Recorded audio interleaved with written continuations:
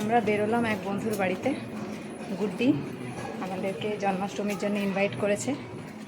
আমরা যাচ্ছি আর বোন আর বোনের হাজব্যান্ড যাচ্ছে।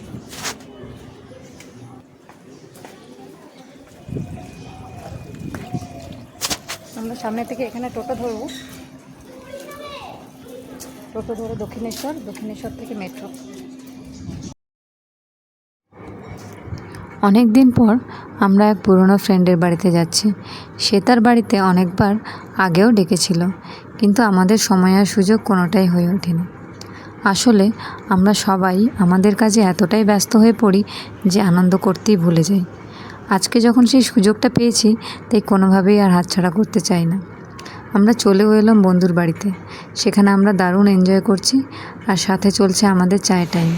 অনেক সুন্দর মুহূর্ত কাটানোর পর এবার আমাদের বিদায় নেওয়ার পালা। প্রায় 10টা বেজে গেছে। দমদম থেকে মেট্রো করে আমরা দক্ষিণেশ্বর চলে এলাম। বাইরে প্রচুর বৃষ্টি, তাই ব্লগটা আমরা এখানেই এন্ড করলাম।